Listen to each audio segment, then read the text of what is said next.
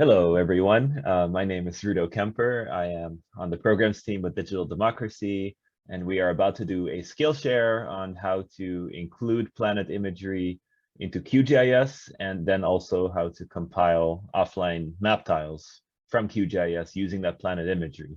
This could be useful for monitoring purposes to have offline map tiles with you in the field, or to include in Mapeo. So this is map tiles that you could have available for you in offline usage with Mapeo Desktop or Mapeo Mobile. The workflow for getting that done is still a little bit complicated. It requires editing JSON files to point Mapeo to the location of these map tiles, but it's something that we can do, and in the future hopefully should be easier to do. So that part is out of the scope of this particular Skillshare, but so what I'm going to do today is mainly focus on QGIS and basically how to access this planet imagery there and how to generate offline map tiles using that imagery.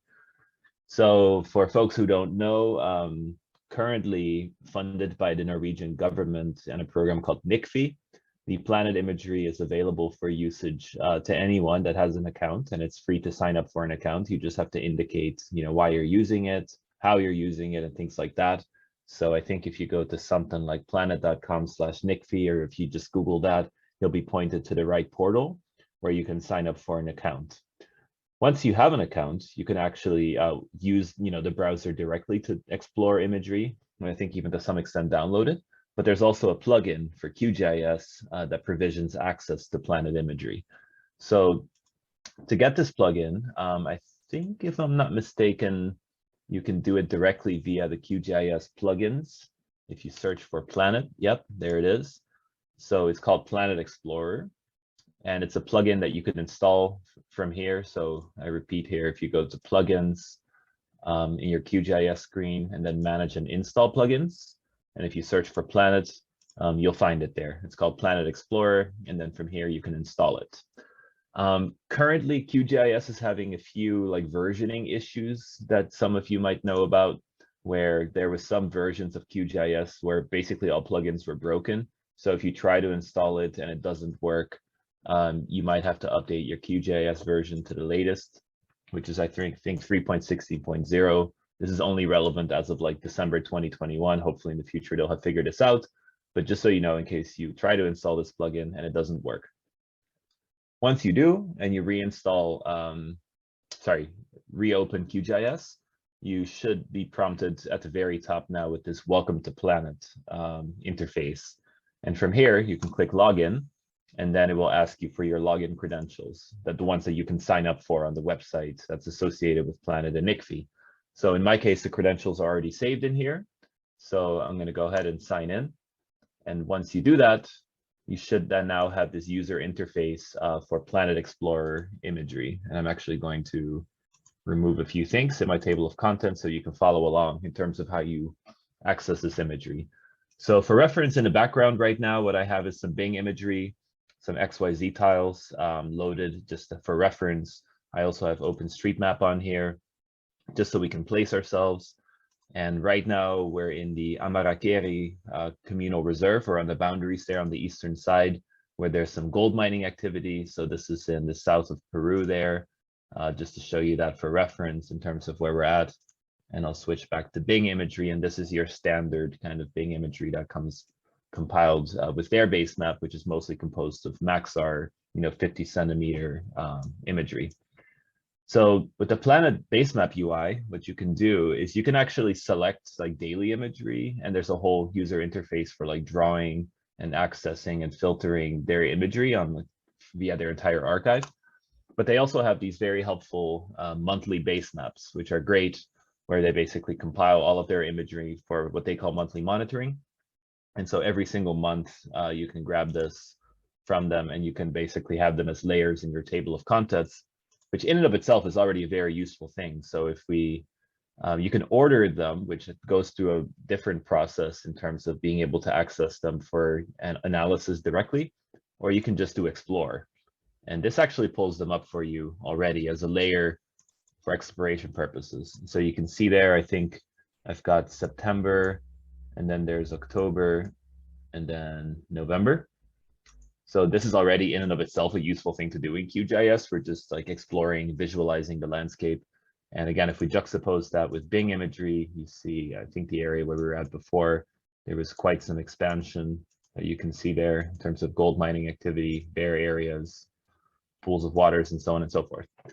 So basically, there is a well-documented process to create offline map tiles using whatever you have on your QGIS window, right?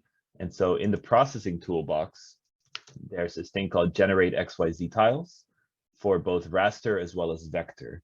Now, in this case, this is all raster data. Raster means pixels, right? It's images rather than vector data like shapefiles, like points, lines, and polygons.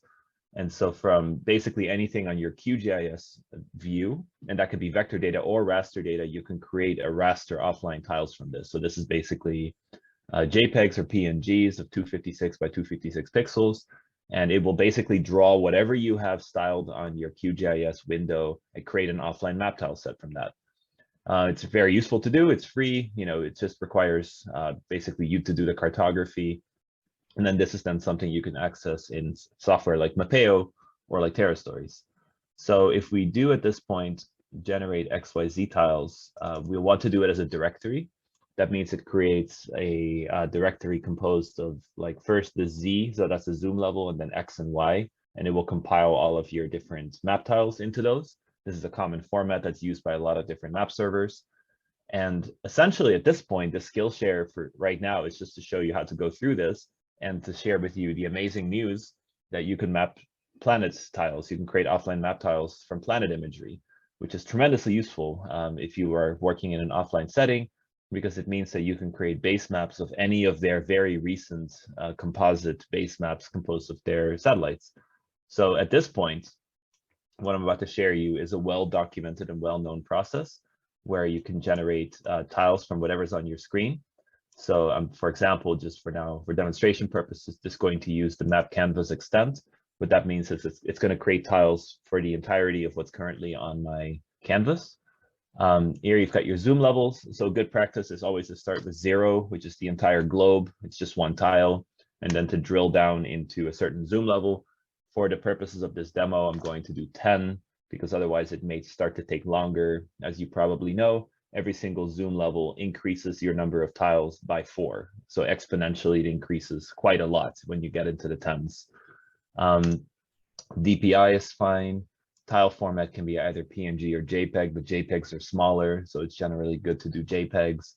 And then the rest of the stuff you can kind of keep as is. There's no need to mess with any of this. At this point, we can save to a directory. So I'm going to create a directory here called Amarakeri tiles and select that. And the output HTML is an index.html, or it's an HTML file that you can use to explore your tiles. It's not something that's used by any of the software like Mapeo or whatever, but it's a useful thing to have if you just want to explore your tiles.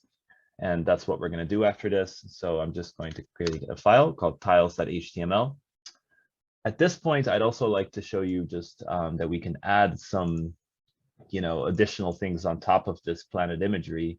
So I've actually got a rivers shapefile here just to show you that it's also possible to draw vector data.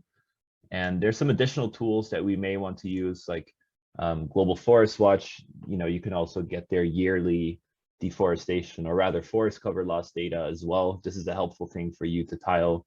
In this case, I'm not sure if it's actually going to be helpful because it's going to basically cover a lot of the planet imagery, so you can't really see what's going on there. But if you wanted to have their annual data sets in your offline map tiles, you could have that as well. But for now, I'm just going to deactivate it. Let's just stick with the shapefile for the rivers as well as the planet imagery. And at this point, we're going to run the process. And what it's going to do here, as you can see in this window, is it's generating tiles for the zoom level starting at 0, and it will move up to 10. Normally, this is quite fast, especially at these early zoom levels. I am anticipating that maybe because I'm doing like a screen share with like video recording and stuff like that, that it's taking up a lot of my CPU usage. But you can see it's churning right through that. Normally, it'll fly on the way to 12, and then at 12 and 13, it'll start to slow down quite a lot. And once you get to 15, depending on your area of interest and how big it is, it may take hours, again, depending on just your parameters there. But basically what it's doing is it's creating those map tiles. Seems to be going a lot faster now. Maybe if I just shut up, it'll finish much faster. There we go. And it's completed. Now at this point, if we go to the map directory that I specified, so let me pull that up.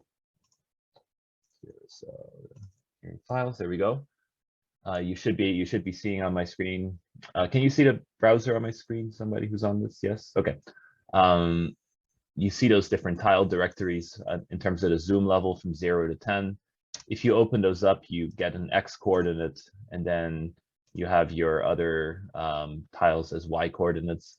And if we go to the browser now, opening this tiles in the HTML file that I created, we should be seeing, it's like not super clear at this stage because this is like zoom level. Here we go. Here's zoom level 0. There's 1, there's 2, there's 3. The reason it's showing up as blue is because I did some shoddy on the fly symbology for the rivers shapefile that I'm using. So the rivers is of course covering all of South America, but as we start to zoom in more, you start to see the imagery underneath it, right? And okay, so zoom level 10 actually wasn't super helpful there. This is actually zoom level 10 right here, the maximum. If we were to do 11 to 13, it would zoom in even more. And we can actually go ahead and still do that. So if, let's say you do 0 to 10, and then from that point on, you realize, you know what, that wasn't good enough. I actually need more zoom levels. You can use the exact same parameters and start it off at 11 and go to 13, for example. Just make sure to use the same parameters. JPEG, save to the same directory, and recreate an output HTML file. So let's save over it because that one is set to only go to 10. In this case, we want to go higher. So let's go ahead and run that, and it'll actually generate the remainder of those tiles for you, as you can see. So now we've got up to 13. So if we open this up again there, we can zoom in much more. Okay, not much more, but you get the point. And so what you're seeing in the background here is the planet imagery, right? So that's really what I wanted to show here. So it's the exact same imagery that I had set here in the background from planet, as opposed to the Bing imagery, which you can also tile if you wanted to, but this is planet imagery. So the real power of this is if you were to generate this down to zoom level 15 or something like that, and then render this accessible in Mapeo. So this can be one of your base map options. In Mapeo desktop territory, for a custom configuration, you can actually create this as a layer option in addition to other layer options. So if you could have like a planet imagery option and have it even per month if you wanted to. So you could have one September, November, December, and people can toggle between those for their monitoring needs. Or you could render this accessible in Mapeo mobile observations view as a layer that you can add into your existing default style.json file. So this can be rendered accessible in a variety of different ways across the Mapeo platform. And I think it will be a very helpful thing to have for a lot of our partners that are doing monitoring work, for which it's helpful for them to have very recent base maps where they can visually see what's going on in the landscape. In this case, gold mining, you can see it quite clearly. And if you were to just use a generic kind of Bing, you see that it only goes up to a certain extent because Bing doesn't update their base maps very often, whereas Planet does it on a monthly basis. So that's the real added value of this. I think for monitoring purposes, it can be a useful thing to share with partners. It's not very difficult to do. This is the first step of the process, which is to generate the tiles in QGIS. The second step after that is to make it accessible in Mapeo, and that can be a different Skillshare, or we can ourselves help provide this service to partners, or perhaps write up some documentation that can be consumed by our broader public. We can end it there. I'll thank everyone for their attention.